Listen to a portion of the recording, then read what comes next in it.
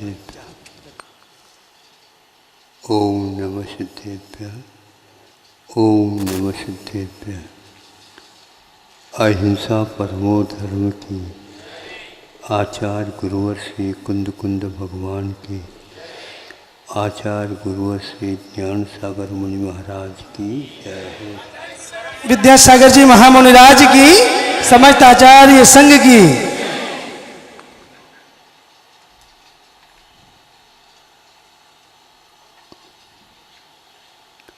आज पर्वराज का प्रथम दिन है। सुबह अध्याय का वाचन हुआ अर्थ सहित। मध्याह्न में पाठ हुए 10वें अध्याय के। अब उत्तम क्षमा के बारे में आप लोग तैयार हैं सुनने को या गुनने को, या आपको निर्णय करना है।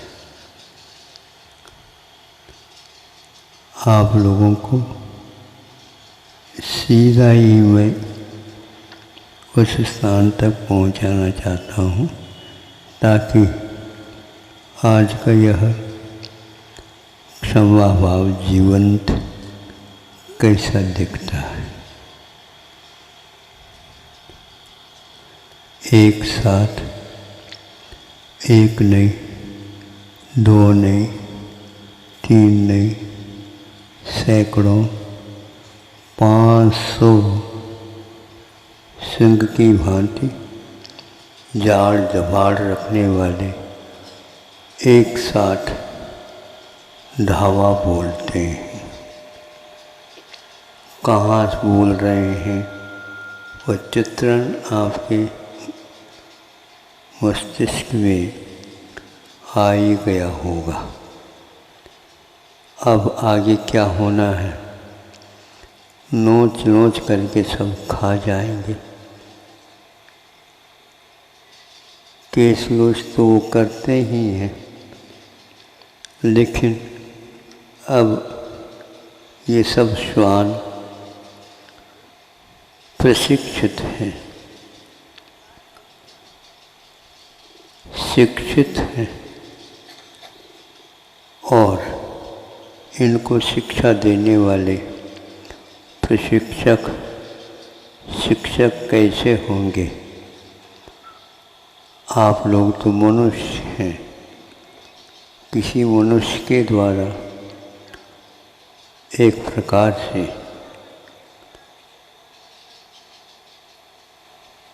तिर्यंचों के द्वारा भी ऐसा कराया जा सकता है।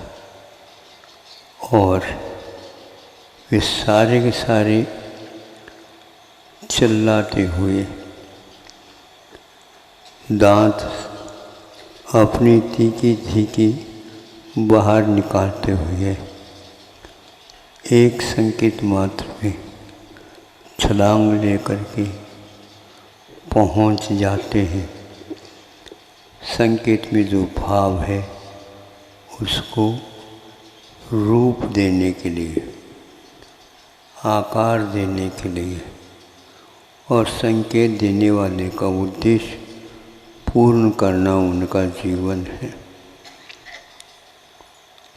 इसको ग्रहीत मिथ्यात्व बोलते हैं। अग्रहित मिथ्यात्व कर्म के उदय में होता है। ग्रहीत मिथ्यात्व प्रशिक्षण से वो प्राप्त होता है। यह एक प्रकार से अधिगमज होता है। अधिगमज का अर्थ उपदेश के माध्यम से इसमें इस प्रकार क्रूरता आ जाती है। जब मिथ्यात्व का काम हो रहा होता है, किंतु मिथ्या तो देखने को उपलब्ध नहीं होता, कषायों के माध्यम से ही विचार सारे के सारे मूर्त रूप धारण कर लेते हैं। मिथ्यात्व के द्वारा कषाय उत्पन्न नहीं होते, किंतु कषायों के द्वारा कृषक की भांति फसल खड़ी हो जाती है नाना प्रकार के विचारों की। फिर क्या कहना, वो गए किंतु एकदम उनकी गति में धीमापन आ गया और वो भूल जाते हैं कि हमें किस कार्य के लिए प्रेरणा दी गई है।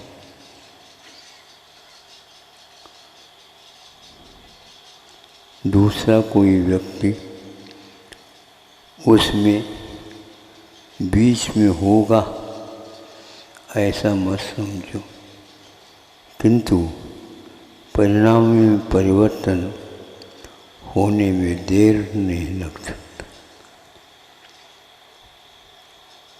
शांत मुद्रा के ऊपर ये प्रहार करने वाले श्वान भूल जाते हैं और परिक्रमा लगा करके उनके चरणों में बैठ जाते। इस दृश्य को देखते ही जिसने संकेत दिए थे वह और आवेश में आ जाता है और किंकर्तव्य मूढ़ हो जाता है। अब कैसे करूं? तो तीर धनुष पर चढ़ा देता है और जिनको पहुंचाना था कष्ट उनके ऊपर निशान लाता है, किंतु क्या होता कुछ और अलग। सामने एक भयंकर सर्प आ जाता है तो अब वहाँ निशान लगाए कि यहाँ निशान लगाए। उस ओर में व्यस्त होता हूँ तो मेरे ऊपर ही धावा बोल। परिणामों में वैचित्रता, वह समझता है यह कोई मंत्रकार हैं, इन्होंने अपने ऊपर मंत्र फेंक दिया है। कुछ लोग कहते हैं इसको मूठ मारना। मूठ बोलते तो मैं चाहता था कुछ अलग, मेरे ऊपर ही वह सब हो गया। तो उसने इतना अवश्य समझ लिया कि इनके पास कुछ न कुछ वही जादू टोना है और तात्कालिक कार्य करने के लिए उसने उस तीर को सर्प की ओर ले गए और सर्प को सर्वप्रथम उसने घायली ने प्राणांत कर दिया। लेकिन आवेग में शांति नहीं और उस सर्प को उठा करके उसके गले में माला की भांति समर्पित कर दिया। एक मुनि महाराज के ऊपर इस प्रकार का घोर उपसर्ग हुआ। इसमें कोई संदेह नहीं, ऐसे कर्म करने से एक प्रकार से नरकायु इत्यादि का ही भयानक बंध होता है। सागरोपम आयु तक उसको भोगना पड़ेगा। किसी को दंडित करने का भाव व्यवहार में होता तो है, लेकिन निश्चय को जानने वाला व्यक्ति यह जानता है कि कर्म जो वैसा किया है वो स्वयं कर्म ही इसे दंडित करेगा, बाहरी दूसरे निमित्त ही है। निकट रूप से कर्म वह जिसने किया उसी को फल देगा, दूसरे को नहीं। यह एक स्वाभाविक कार्य है। गेंद को दीवार के ऊपर फेंक दिया जाता है, वहाँ पर वह आहत होकर के पुनः जिसने फेंका था उसकी ओर वह आ जाता है और उतनी ही तेज़ी के साथ उसके मस्तिष्क को वह टकरा जाता।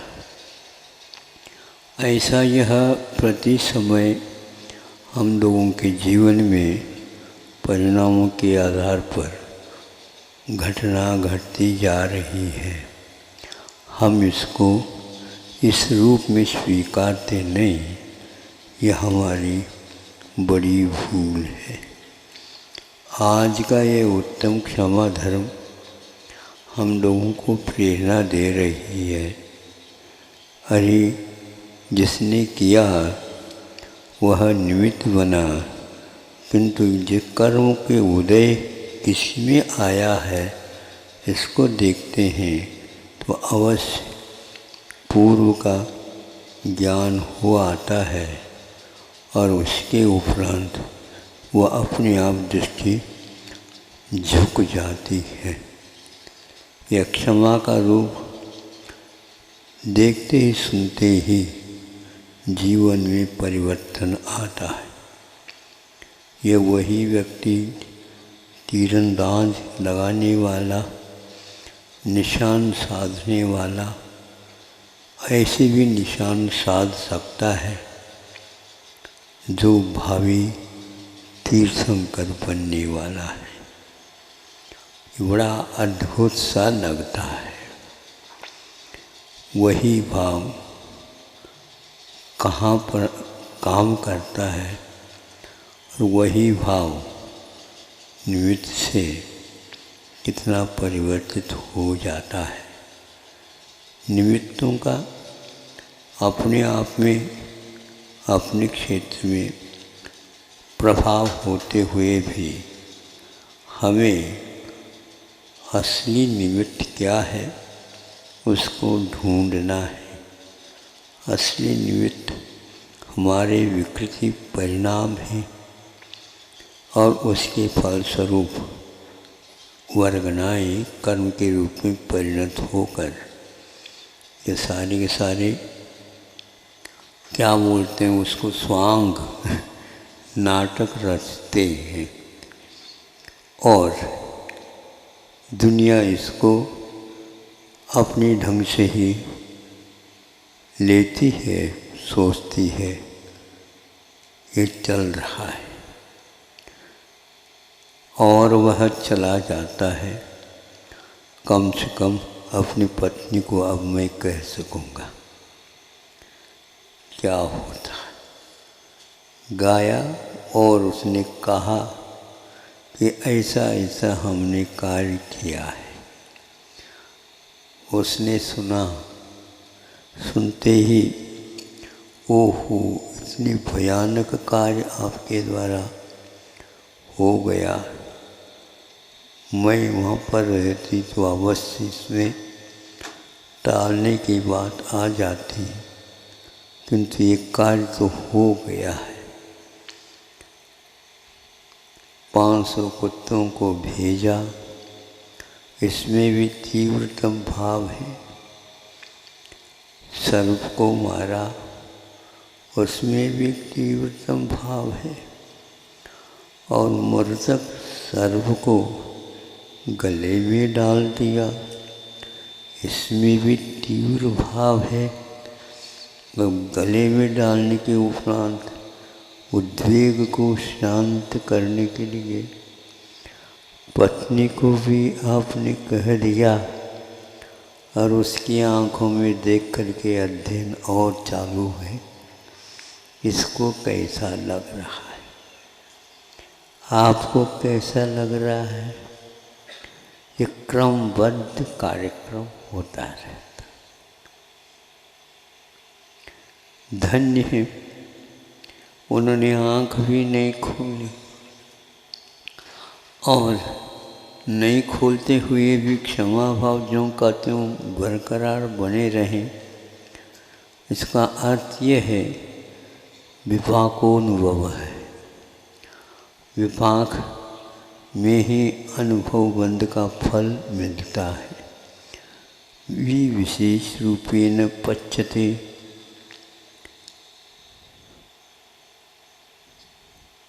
फलीभूतं भवति विपाक बंध। तो अनेक प्रकार से द्रव्य क्षेत्र काल भाव के निमित्त को लेकर फलता है, उसका नाम विपाक बोलते हैं। उस विपाक का नाम ही अनुभव बंध है। आप लोगों को 4 प्रकार के बंध होते हैं, प्रकृति, स्थिति, प्रदेश और अनुभव। अनुभाग बंध अथवा अनुभव बंध ही हमें रस चखा देते हैं, बाकी सब मौन रहते हैं।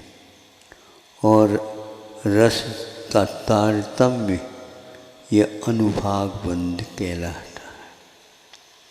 अनुभाग बंध के 2 शब्द मिलते हैं, एक अनुभाग बंध और एक अनुभव बंध।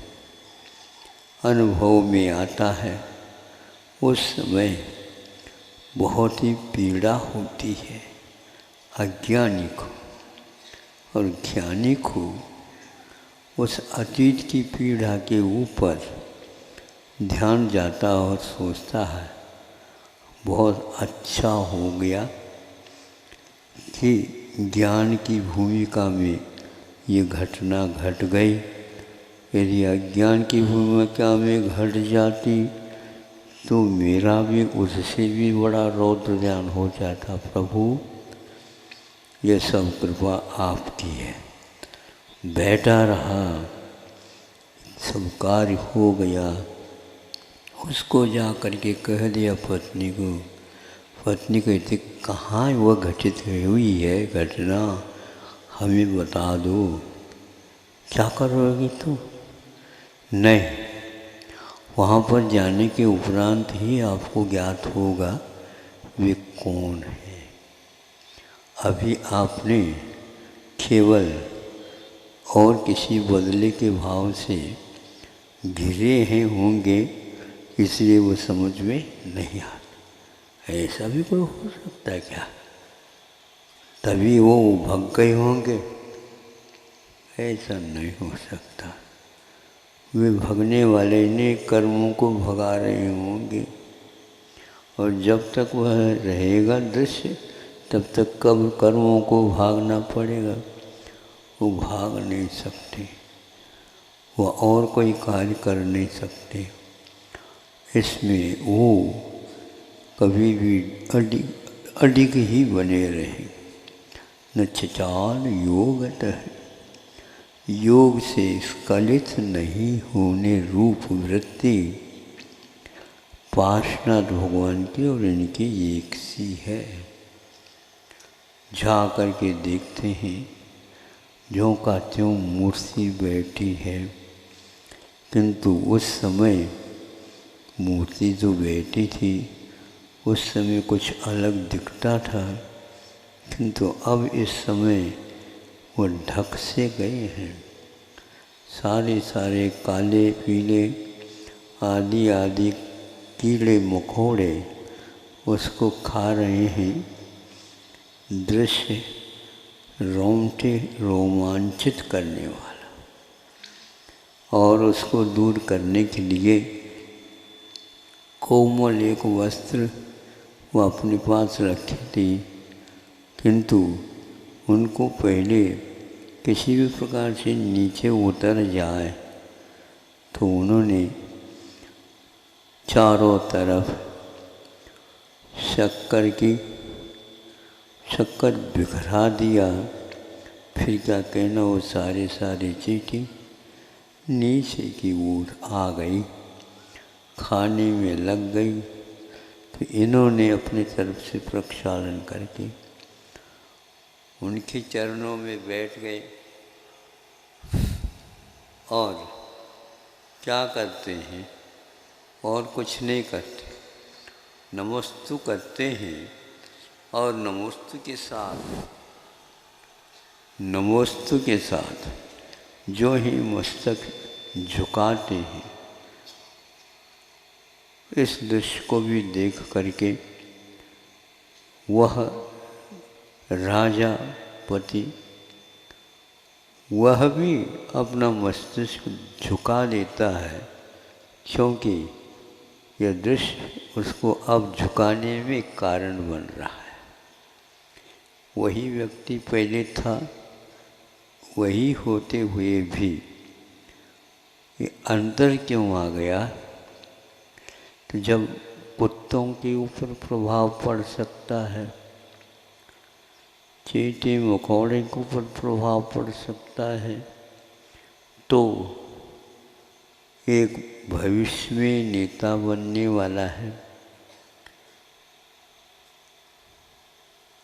नेता बनने का उपाय क्या है? मोक्ष मार्ग के नेता बनने के उपाय जो आज क्षमा अधिक 10 लक्षण धर्म है, रत्नत्रय धर्म है, जीवों का रक्षण करना धर्म है, जो वस्तु स्वभाव को प्राप्त करने के लिए हेतुभूत है, धन्य है। क्षमा को ओढ़ा नहीं, क्षमा को जिया है।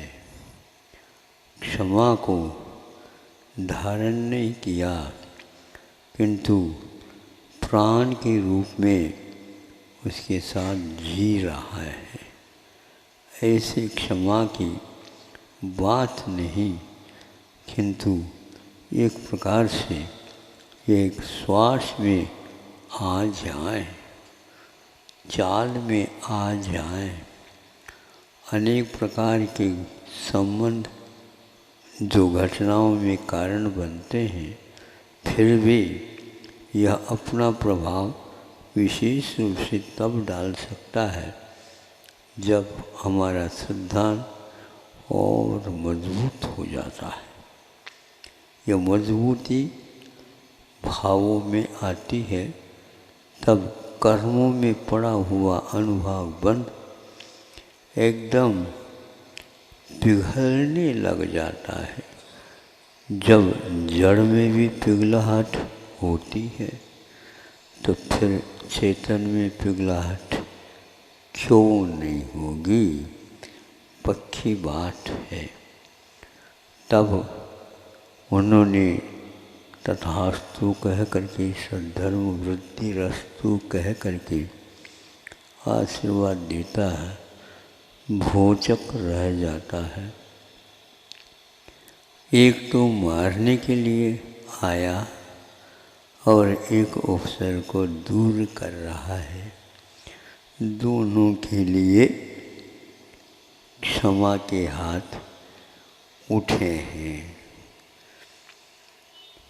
कहाँ वैरी और कहाँ बंधु, इन दोनों में एक परिणाम हो जाना, ये क्षमा का साक्षात स्वरूप होता है। हमें वाचन नहीं करना है, हमें अपने प्राणों के द्वारा इसके भाव को पाचन करना है। इनको अपने जीवन में प्राण रूप देना है, जिसके द्वारा दूसरे के प्राण भी प्रभावित हो सके और वो अपने ही प्राणों के लिए नहीं, दूसरे के प्राणों की रक्षा के लिए भी संकल्पित कटिबद्ध हो सके। ये भाव जब उनके सामने आए तो भी मैं कह नहीं सकता उस समय क्या क्या भीतर घटित हुआ। ये सब लेखा जोखा तो सर्वज्ञ भगवान के खाते में है। सभी कहता वही देखते रहते हैं, हम काम करते रहते हैं। अनियोग द्वार उनके द्वारा खुलता चला जाता है। हम अनियोग द्वार पढ़ लेते हैं, उस समय हमारा कलेजा कप जाता है तो मोक्ष द्वार भी हमें उपलब्ध हो सकता है और होता है। ऐसा ही होता हुआ आज तक आया है। इस उत्तम क्षमा धर्म को पालन करने वाले बहुत निरंतर होते ही जा रहे हैं। कोई इसमें अंतर पड़ने वाला नहीं। नत्यंतरम निरंतरम, यह अंतराल से रहित मार्गना है, संयम मार्गना। यह भले ही यहाँ पर विघटित होने वाला है, इसमें दूब ही दूब उग करके आने वाली है, किंतु इसके अलावा भी 170 है भूमियाँ, वहाँ पर निरंतर चल रहा है। हम भटक करके यहाँ पर आ गए। साक्षात वहाँ पर तीर्थंकर देव बैठे हैं, क्षमा के अवतार। किसी भी प्रकार से उन्होंने क्रोध को आवेश में आकर के विस्फोट नहीं किया दूसरों के ऊपर, किंतु उसको शांति के साथ पी लिया। उत्तम क्षमा का अर्थ पर के क्रोध को बहुत ही अच्छे ढंग से जैसे ठंडाई वगैरह पी लेते हैं, वैसे दूसरे के क्रोध को पी जाना ही उत्तम क्षमा धर्म में कहा जा सकता है। किंतु हम सभी प्रकार के भावों को करना चाहते हैं, लेकिन बीच में वह क्रोध दूसरे के ऊपर ही होने लग जाता है। वहाँ पर उसकी निकाचरता के बारे में बोध होता है। नारकियों में ऐसा दृश्य दिखाया गया है। सर्वासिद्धि में उत्साहित अभिवांछन अपि न उत्सहते सत्कार्यं प्रति, अच्छे कार्य के प्रति वह उत्साहित नहीं हो पाता, चाहता तो है। ऐसा क्यों होता है? उस क्षेत्र का ये प्रभाव है। उस क्षेत्र में आने वाले उन अनुभाग बंधुओं का विपाक का ये परिणाम है। वह विपरीत ही कार्य करता है।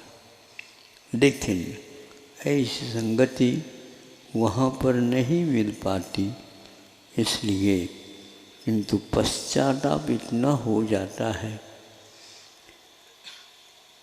नारक में ही एक ऐसा भव है, ये नारक भव देवों से भी आगे बढ़ कर के हो जाता। देव दो ही गति में जा सकते, देव देव नहीं हो सकते और नारकी भी नहीं हो सकते, और वो तिर्यंच भी हो सकते हैं, मनुष्य भी हो सकते हैं। किंतु वैसे ही मनुष्य भी हो सकता है, लेकिन देव एकेंद्रीय भी हो सकता है। यह अपने आप में बहुत महत्वपूर्ण बिंदु है। मतलब देवों में कषाय की मंदता होते हुए भी 12वें स्वर्ग से आने वाले तक तिर्यंच पशु बन सकते हैं, और सौधर्म और ऐशान स्वर्गगत देवी देवताएं एकेंद्रीय भी बन सकते हैं।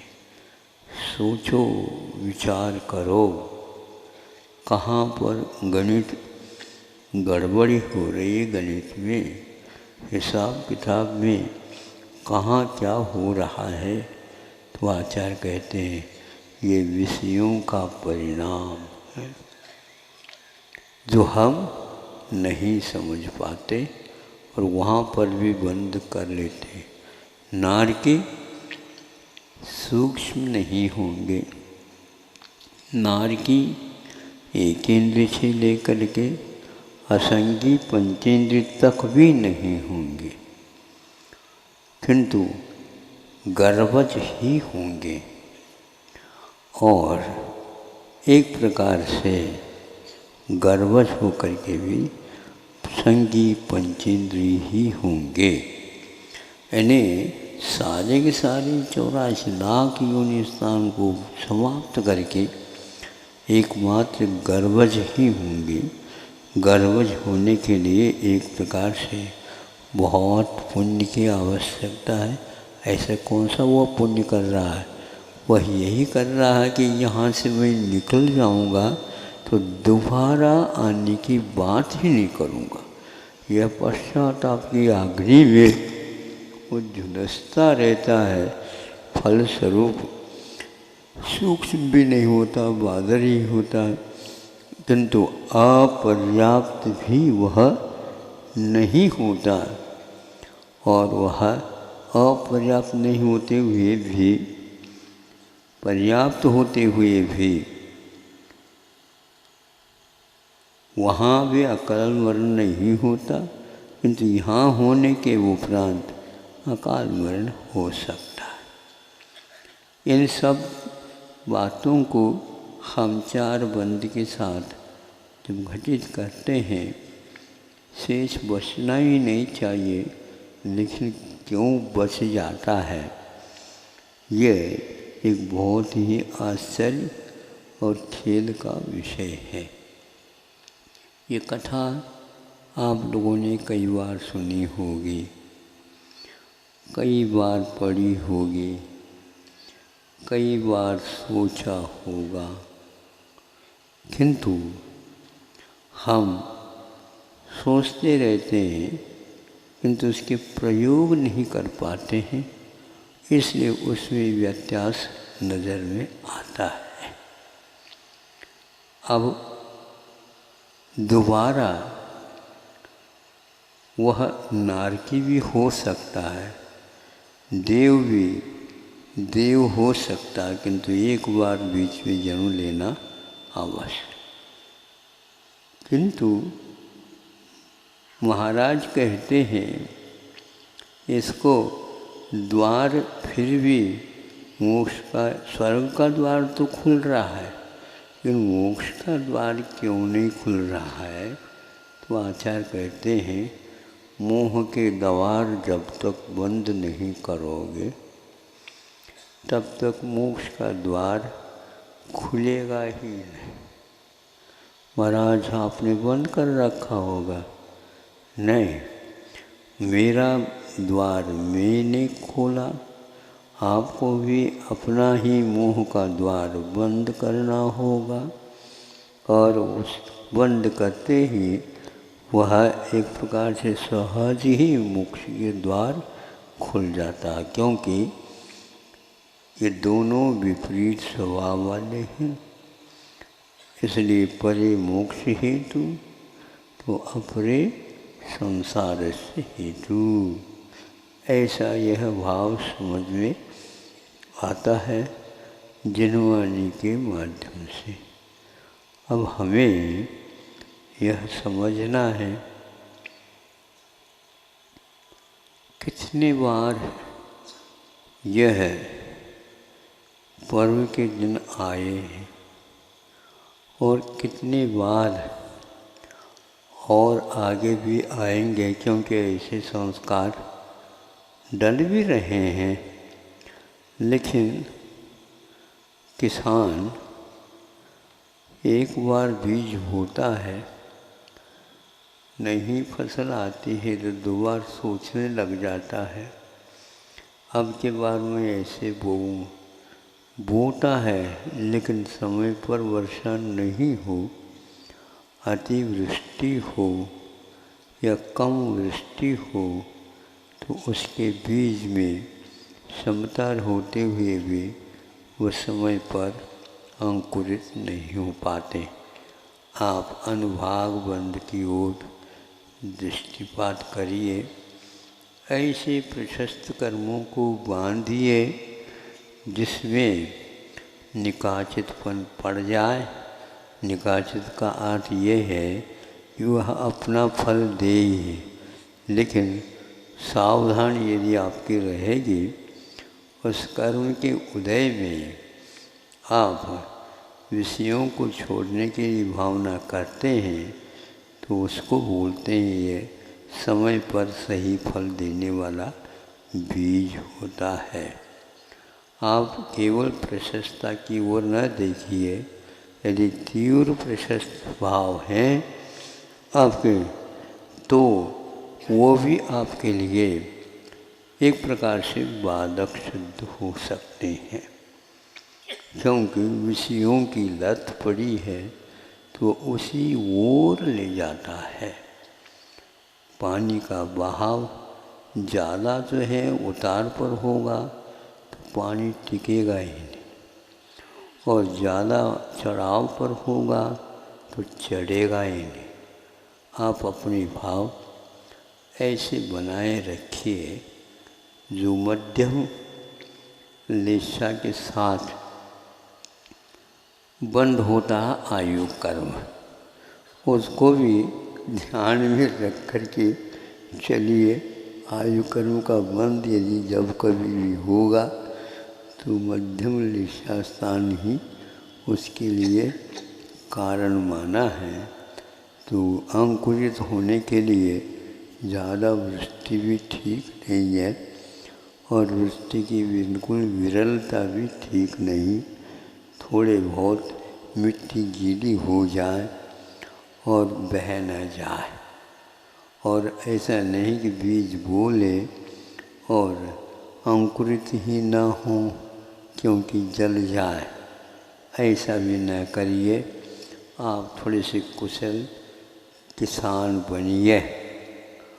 कुशल किसान का अर्थ होता है विश्व कल्याण की बात जब होती है तो किसान को ही प्राय करके लोग उदाहरण का रूप दे देते हैं। कर्म सिद्धांत में कषाय को कृषक की उपमा दी गई है।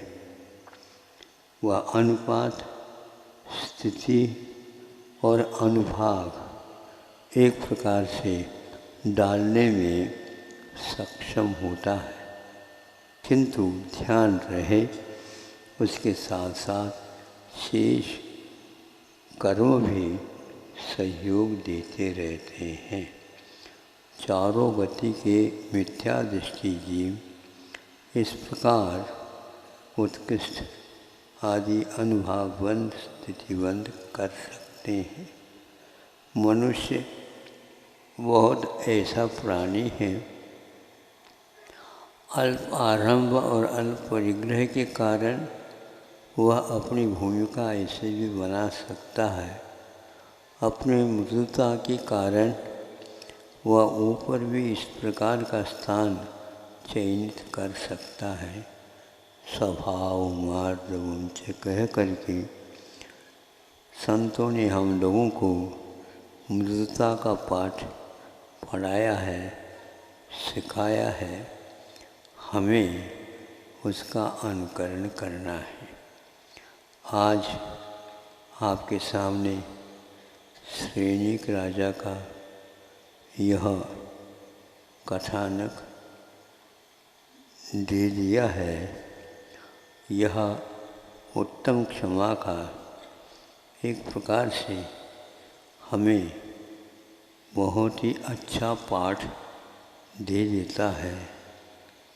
वो भी कैसा है, देखो वह छेलना एक प्रकार से उस पति के ऊपर भी क्रुद्ध नहीं हुई, क्योंकि वह समझती थी कि प्राणी का स्वभाव क्रोध नहीं है, किंतु क्रोध एक प्रकार से नैमित्तिक भाव है। नैमित्तिक का भाव अर्थ ये है, ऐसा निमित्त मिलता है जिसके कारण क्रोध प्रज्वलित होता है। आपने कभी भी क्रोध के बारे में सोचा है कि क्रोध कब होता है? साक्षात कोई भी आपका वैरी होगा, प्रतिकूल अवस्थाएं यदि सामने हैं तो आप बरस जाते हैं। किंतु कभी कभी आपने देखा होगा, ये बरसना बिना बादल भी जैसे कभी कभी होने लग जाता है। उसको भी हम वह जो घटना घटी थी पहले, वो स्मरण में भी आ जाते हैं, तो भी उस समय आपका चित्त शुद्ध हो जाता है। होता है क्या नहीं? आप थोड़े से अध्ययन कर लो, याद कर लो, तो पक्का हो जाएगा। उतना ही क्रूर भाव उस समय आप अकेले बैठे हुए भी कर सकते हैं, और तमतमाने लग जाता है आपका मुख। उसके कारण ये सब हम लोगों का वर्तमान कालीन अज्ञान है। उस ज्ञान का सही दिशा में उपयोग नहीं करने का प्रभाव है। संक्षेप से इतना ही कहना पर्याप्त समझता हूँ कि अब हम ज़्यादा देर न करें और जो क्षण मिले हैं उनका सदुपयोग करें, उनके प्रयोग सही दिशा में करें, और जो आदर्श हमारे सामने हैं उनको न भूलते हुए उसी ओर हमारे कदम उठे, ऐसे प्रभु से बार बार प्रार्थना करें। इतना ही पर्याप्त समझता हूँ। आप लोगों ने बहुत ही शांति के साथ सुना। हमारी माइक बहुत गड़बड़ कर रही थी, लेकिन काम कर गई। आप लोगों का पुण्य होगा, साता का उदय हो गया तो काम हो गया। कल का कल देखा जाएगा। कल की ज़्यादा चिंता करने से भी कभी कभी मुद्यावली में अलग टाइप की निषेक गुच्छे आ जाते हैं और उनको हटाना बहुत कठिन हो जाता है, क्योंकि उदय में जितना संयम हम रखेंगे उतने ही हम बच पाएंगे और अनुकूल वातावरण का निर्माण कर सकेंगे। और सत्ता में भी कई प्रकार की व्यवस्थाएं उसके कारण होती चली जाती है। इतना ही पर्याप्त है। अहिंसा परमो धर्म की जय। संत श्रोमणी आचार्य गुरुवर्षी विद्यासागर जी महामुनिराज की जय। गेंद को दीवार के ऊपर फेंक दिया जाता है, वहाँ पर वह आहत होकर के पुनः जिसने फेंका था उसकी ओर वह आ जाता है और उतनी ही तेज़ी के साथ उसके मस्तिष्क को वह टकरा जाता। ऐसा यह प्रति समय हम लोगों के जीवन में परिणामों के आधार पर घटना घटती जा रही है।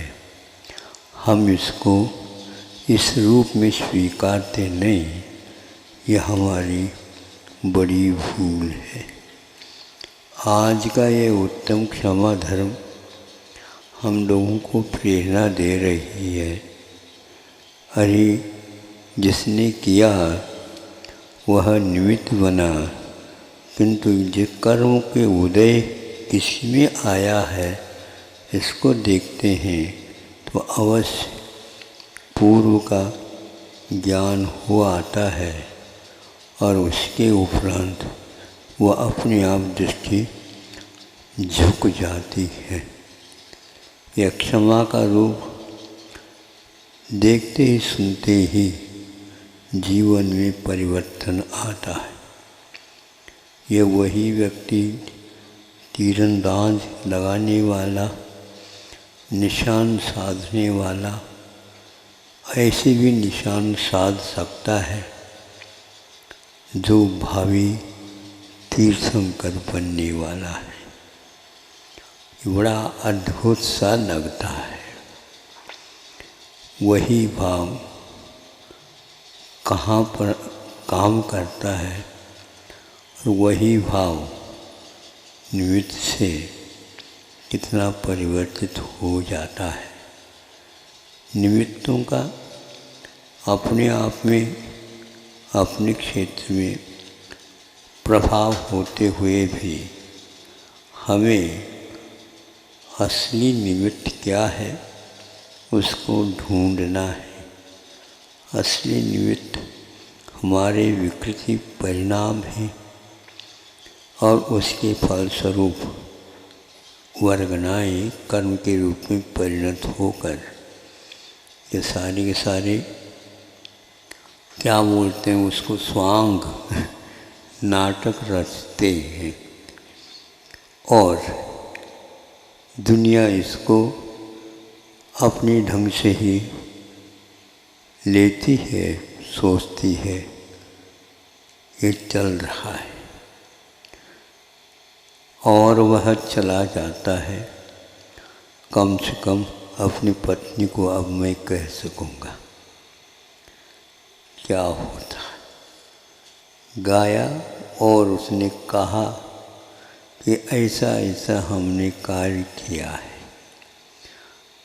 उसने सुना, सुनते ही ओहो इतनी भयानक कार्य आपके द्वारा हो गया, मैं वहाँ पर रहती तो अवश्य इसमें टालने की बात आ जाती, किंतु ये कार्य तो हो गया है। 500 कुत्तों को भेजा, इसमें भी तीव्रतम भाव है। सर्प को मारा, उसमें भी तीव्रतम भाव है और मृतक सर्प को गले में डाल दिया, इसमें भी तीव्र भाव है। गले में डालने के उपरांत उद्वेग को शांत करने के लिए पत्नी को भी आपने कह दिया और उसकी आंखों में देख करके अध्ययन और चालू है। इसको कैसा लग रहा है? आपको कैसा लग रहा है? ये क्रमबद्ध कार्यक्रम होता रहता।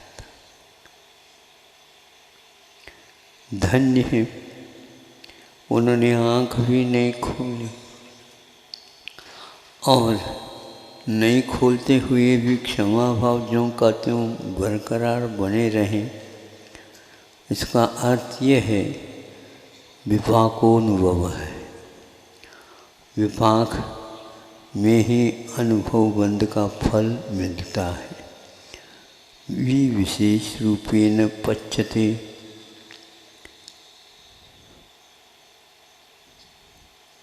फलीभूतं भवति विपाकबंध। तो अनेक प्रकार से द्रव्य क्षेत्र काल भाव के निमित्त को लेकर फलता है, उसका नाम विपाक बोलते हैं। उस विपाक का नाम ही अनुभव बंध है। आप लोगों को 4 प्रकार के बंध होते हैं, प्रकृति, स्थिति, प्रदेश और अनुभव। अनुभाग बंध अथवा अनुभव बंध ही हमें रस चखा देते हैं, बाकी सब मौन रहते हैं। और रस का तारतम्य यह अनुभाग बंध कहलाता है। अनुभाग बंध के 2 शब्द मिलते हैं, एक अनुभाग बंध और एक अनुभव बंध। अनुभव में आता है उस समय बहुत ही पीड़ा होती है अज्ञानी को, और ज्ञानी को उस अतीत की पीड़ा के ऊपर ध्यान जाता और सोचता है बहुत अच्छा हो गया कि ज्ञान की भूमिका में ये घटना घट गई। यदि अज्ञान की भूमिका में घट जाती तो मेरा भी उससे भी बड़ा रौद्र ज्ञान हो जाता। प्रभु, यह सब कृपा आपकी है। बैठा रहा, सब कार्य हो गया। उसको जा कर के कह दिया पत्नी को। पत्नी कहती, कहाँ वह घटित हुई है घटना, हमें बता दो। क्या करोगी तुम? नहीं, वहाँ पर जाने के उपरांत ही आपको ज्ञात होगा वे कौन है। अभी आपने केवल और किसी बदले के भाव से घिरे हैं होंगे, इसलिए वो समझ में नहीं आता। ऐसा भी कोई हो सकता है क्या? तभी वो भग गए होंगे? ऐसा नहीं हो सकता। वे भगने वाले ने कर्मों को भगा रहे होंगे, और जब तक वह रहेगा दृश्य तब तक कब कर्मों को भागना पड़ेगा। वो भाग नहीं सकते, वह और कोई कार्य कर नहीं सकते। इसमें वो कभी भी अडिग ही बने रहे। न चचाल योगतः, योग से स्खलित नहीं होने रूप वृत्ति पार्श्वनाथ भगवान की और इनकी एक सी है। जा कर के देखते हैं, ज्यों का त्यों मूर्ति बैठी है, किंतु उस समय मूर्ति जो बैठी थी उस समय कुछ अलग दिखता था, किंतु अब इस समय वो ढक से गए हैं। सारे सारे काले पीले आदि आदि कीड़े मकोड़े उसको खा रहे हैं। दृश्य रोंगटे रोमांचित करने वाला। और उसको दूर करने के लिए कोमल एक वस्त्र वो अपने पास रखी थी, किंतु उनको पहले किसी भी प्रकार से नीचे उतर जाए तो उन्होंने चारों तरफ शक्कर बिखरा दिया। फिर क्या कहना, वो सारे चीटी नीचे की ओर आ गई, खाने में लग गई। तो इन्होंने अपनी तरफ से प्रक्षालन करके उनके चरणों में बैठ गए और क्या करते हैं, और कुछ नहीं करते, नमस्तु करते हैं। और नमोस्तु के साथ जो ही मस्तक झुकाते हैं,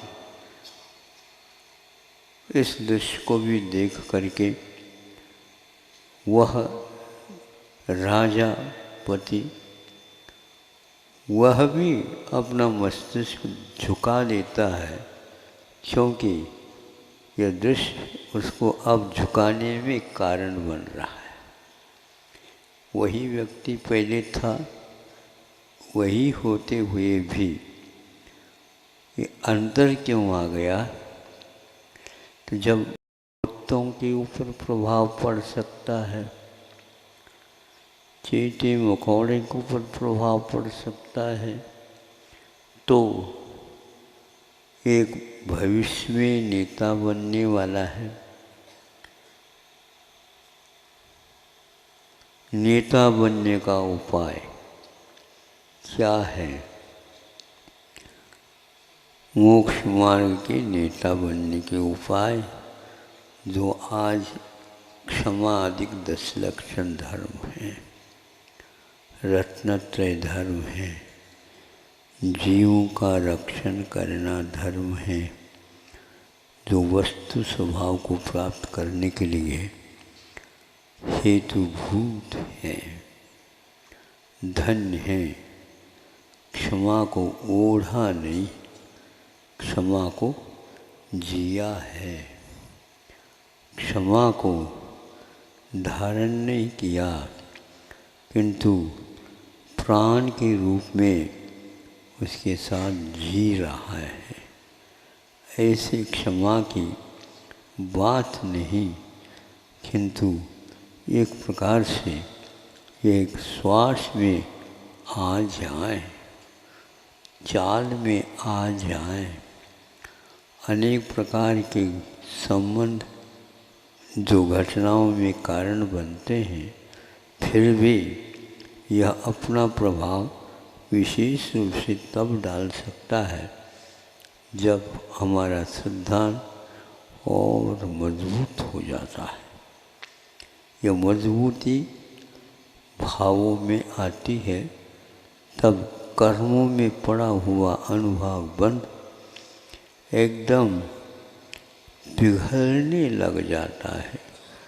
जब जड़ में भी पिघलाहट होती है, तो फिर चेतन में पिघलाहट क्यों नहीं होगी? पक्की बात है। तब उन्होंने तथास्तु कह करके, सद्धर्म वृद्धि रस्तु कह करके आशीर्वाद देता है, भोचक रह जाता है। एक तो मारने के लिए आया और एक अफसर को दूर कर रहा है। दोनों के लिए क्षमा के हाथ उठे हैं।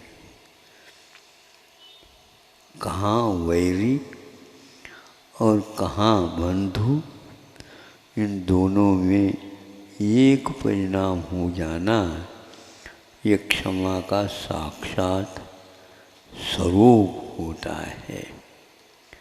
हमें वाचन नहीं करना है, हमें अपने प्राणों के द्वारा इसके भाव को पाचन करना है। इनको अपने जीवन में प्राण रूप देना है, जिसके द्वारा दूसरे के प्राण भी प्रभावित हो सके और वो अपने ही प्राणों के लिए नहीं, दूसरे के प्राणों की रक्षा के लिए भी संकल्पित कटिबद्ध हो सके। ये भाव जब उनके सामने आए तो भी मैं कह नहीं सकता उस समय क्या क्या भीतर घटित हुआ। ये सब लेखा जोखा तो सर्वज्ञ भगवान के खाते में है। सभी कहता वही देखते रहते हैं, हम काम करते रहते हैं। अनियोग द्वार उनके द्वारा खुलता चला जाता है। हम अनियोग द्वार पढ़ लेते हैं, उस समय हमारा कलेजा कप जाता है तो मोक्ष द्वार भी हमें उपलब्ध हो सकता है और होता है। ऐसा ही होता हुआ आज तक आया है। इस उत्तम क्षमा धर्म को पालन करने वाले बहुत निरंतर होते ही जा रहे हैं। कोई इसमें अंतर पड़ने वाला नहीं।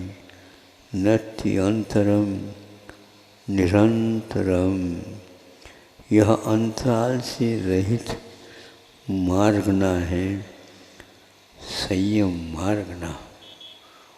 यह भले ही यहाँ पर विघटित होने वाला है, इसमें दूब ही दूब उग करके आने वाली है, किंतु इसके अलावा भी 170 है भूमियाँ, वहाँ पर निरंतर चल रहा है।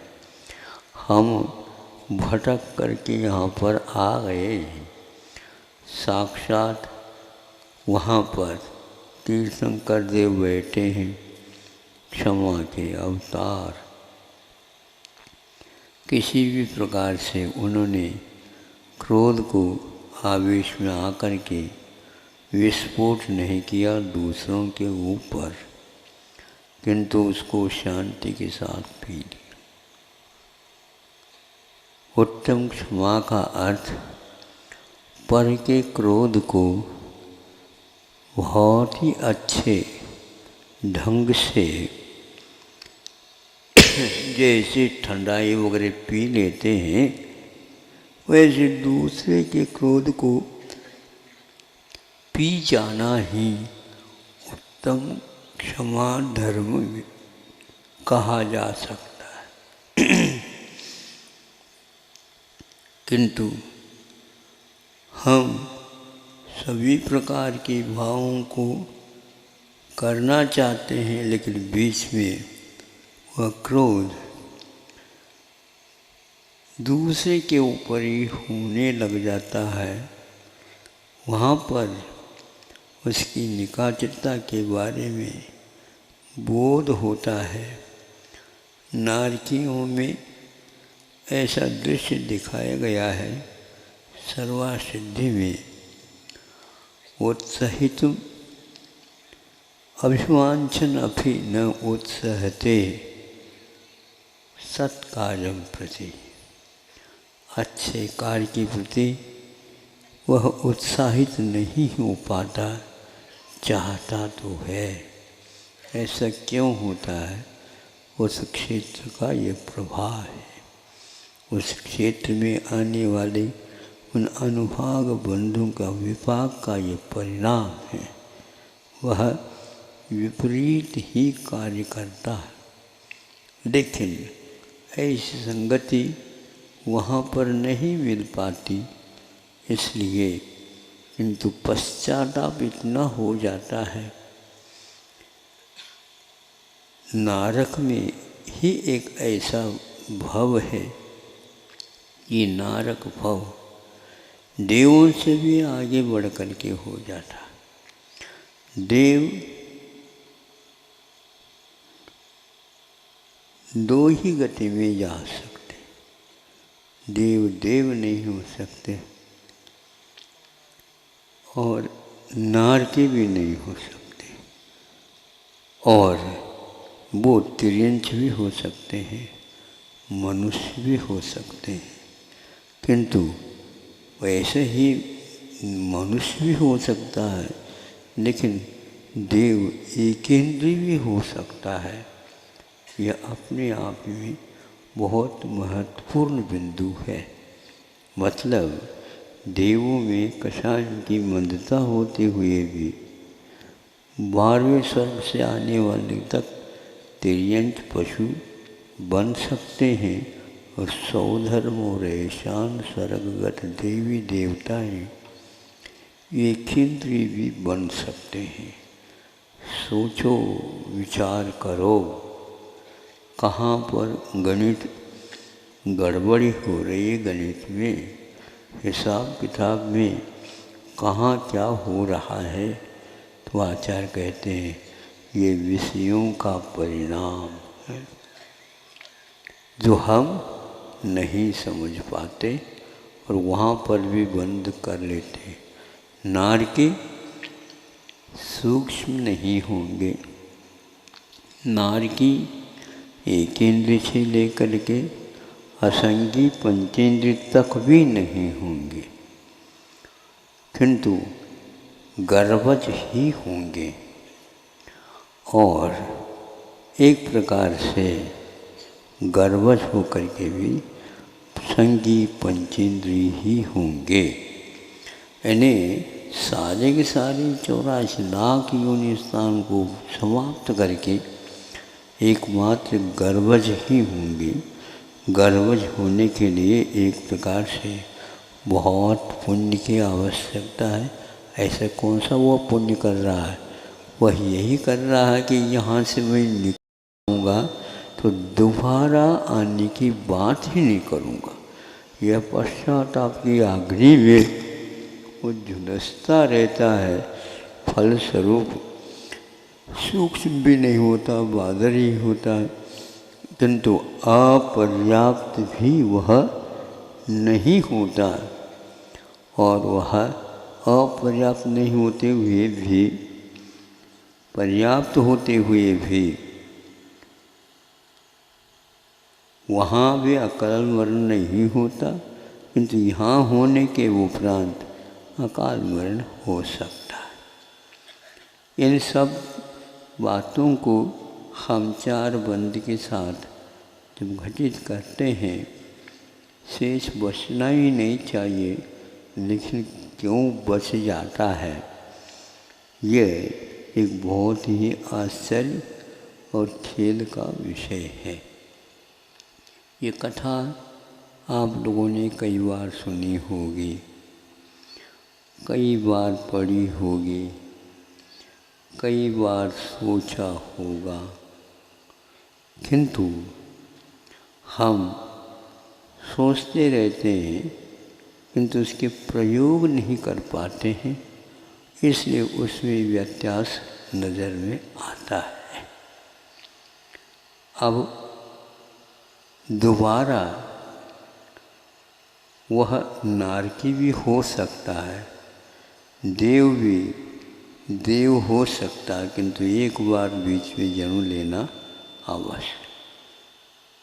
किंतु महाराज कहते हैं इसको द्वार फिर भी मोक्ष का, स्वर्ग का द्वार तो खुल रहा है, लेकिन मोक्ष का द्वार क्यों नहीं खुल रहा है, तो आचार्य कहते हैं मोह के द्वार जब तक बंद नहीं करोगे तब तक मोक्ष का द्वार खुलेगा ही नहीं। महाराज आपने बंद कर रखा होगा, नहीं, मेरा द्वार मैंने खोला, आपको भी अपना ही मोह का द्वार बंद करना होगा और उस बंद करते ही वह एक प्रकार से सहज ही मोक्ष के द्वार खुल जाता है, क्योंकि ये दोनों विपरीत स्वभाव वाले हैं। इसलिए परे मोक्ष हेतु तो अपरे संसार से हेतु, ऐसा यह भाव समझ में आता है जिनवाणी के माध्यम से। अब हमें यह समझना है कितने बार यह पर्व के दिन आए हैं और कितने बार और आगे भी आएंगे, क्योंकि ऐसे संस्कार डल भी रहे हैं। लेकिन किसान एक बार बीज बोता है, नहीं फसल आती है तो दो बार सोचने लग जाता है, अब के बार मैं ऐसे बोऊं, बोता है लेकिन समय पर वर्षा नहीं हो, अतिवृष्टि हो या कम वृष्टि हो तो उसके बीज में समता होते हुए भी वह समय पर अंकुरित नहीं हो पाते। आप अनुभाग बंध की ओर दृष्टिपात करिए। ऐसे प्रशस्त कर्मों को बांधिए जिसमें निकाचितपन पड़ जाए। निकाचित का अर्थ ये है कि वह अपना फल दे ही, लेकिन सावधान यदि आपकी रहेगी, उस कर्म के उदय में आप विषयों को छोड़ने की भावना करते हैं तो उसको बोलते हैं ये समय पर सही फल देने वाला बीज होता है। आप केवल प्रशस्तता की ओर न देखिए। यदि तीव्र प्रशस्त भाव हैं आपके, तो वो भी आपके लिए एक प्रकार से बाधक सिद्ध हो सकते हैं, क्योंकि विषयों की लत पड़ी है तो उसी ओर ले जाता है। पानी का बहाव ज़्यादा जो है उतार पर होगा तो पानी टिकेगा ही नहीं, और ज़्यादा चढ़ाव पर होगा तो चढ़ेगा ही नहीं। आप अपने भाव ऐसे बनाए रखिए जो मध्यम लेशा के साथ बंद होता है आयु कर्म, उसको भी ध्यान में रख कर के चलिए। आयु कर्म का बंद यदि जब कभी भी होगा तो मध्यम लेशा स्थान ही उसके लिए कारण माना है। तो अंकुरित होने के लिए ज़्यादा वृष्टि भी ठीक नहीं है, और वृष्टि की बिल्कुल विरलता भी ठीक नहीं। थोड़े बहुत मिट्टी गीली हो जाए और बह न जाए, और ऐसा नहीं कि बीज बोले और अंकुरित ही न हो क्योंकि जल जाए, ऐसा भी न करिए। आप थोड़े से कुशल किसान बनिए। कुशल किसान का अर्थ होता है विश्व कल्याण की बात जब होती है तो किसान को ही प्राय करके लोग उदाहरण का रूप दे देते हैं। कर्म सिद्धांत में कसाई को कृषक की उपमा दी गई है। वह अनुपात, स्थिति और अनुभाग एक प्रकार से डालने में सक्षम होता है, किंतु ध्यान रहे उसके साथ साथ शेष कर्म भी सहयोग देते रहते हैं।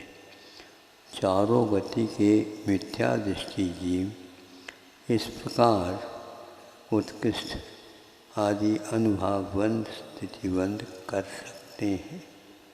मनुष्य बहुत ऐसा प्राणी है, अल्प आरंभ और अल्प परिग्रह के कारण वह अपनी भूमिका ऐसे भी बना सकता है। अपने मृदुता के कारण वह ऊपर भी इस प्रकार का स्थान चयनित कर सकता है। स्वभाव मार्ग उनसे कह करके संतों ने हम लोगों को मृदुता का पाठ पढ़ाया है, सिखाया है। हमें उसका अनुकरण करना है। आज आपके सामने सैनिक राजा का यह कथानक दे दिया है। यह उत्तम क्षमा का एक प्रकार से हमें बहुत ही अच्छा पाठ दे देता है। वो भी कैसा है, देखो वह छेड़ना एक प्रकार से उस पति के ऊपर भी क्रुद्ध नहीं हुई, क्योंकि वह समझती थी कि प्राणी का स्वभाव क्रोध नहीं है, किंतु क्रोध एक प्रकार से नैमित्तिक भाव है। नैमित्तिक का भाव अर्थ ये है, ऐसा निमित्त मिलता है जिसके कारण क्रोध प्रज्वलित होता है। आपने कभी भी क्रोध के बारे में सोचा है कि क्रोध कब होता है? साक्षात कोई भी आपका वैरी होगा, प्रतिकूल अवस्थाएं यदि सामने हैं तो आप बरस जाते हैं। किंतु कभी कभी आपने देखा होगा ये बरसना बिना बादल भी जैसे कभी कभी होने लग जाता है। उसको भी हम वह जो घटना घटी थी पहले वो स्मरण में भी आ जाते हैं, तो भी उस समय आपका चित्त शुद्ध हो जाता है। होता है क्या नहीं? आप थोड़ी सी अध्ययन कर लो, याद कर लो तो पक्का हो जाएगा। उतना ही क्रूर भाव उस समय आप अकेले बैठे हुए भी कर सकते हैं और तमतमाने लग जाता है आपका मुख। उसके कारण ये सब हम लोगों का वर्तमान कालीन अज्ञान है। उस ज्ञान का सही दिशा में उपयोग नहीं करने का प्रभाव है। संक्षेप से इतना ही कहना पर्याप्त समझता हूँ कि अब हम ज़्यादा देर न करें और जो क्षण मिले हैं उनका सदुपयोग करें, उनके प्रयोग सही दिशा में करें और जो आदर्श हमारे सामने हैं उनको न भूलते हुए उसी ओर हमारे कदम उठें, ऐसे प्रभु से बार बार प्रार्थना करें। इतना ही पर्याप्त समझता हूँ। आप लोगों ने बहुत ही शांति के साथ सुना। हमारी माइक बहुत गड़बड़ कर रही थी लेकिन काम कर गई। आप लोगों का पुण्य होगा, साता का उदय हो गया तो काम हो गया। कल का कल देखा जाएगा। कल की ज़्यादा चिंता करने से भी कभी कभी मुद्यावली में अलग टाइप की निषेक गुच्छे आ जाते हैं और उनको हटाना बहुत कठिन हो जाता है, क्योंकि उदय में जितना संयम हम रखेंगे उतने ही हम बच पाएंगे और अनुकूल वातावरण का निर्माण कर सकेंगे और सत्ता में भी कई प्रकार की व्यवस्थाएं उसके कारण होती चली जाती है। इतना ही पर्याप्त है। अहिंसा परमो धर्म की जय। संत श्रोमणी आचार्य गुरुवर्षी विद्यासागर जी महामुनि राज की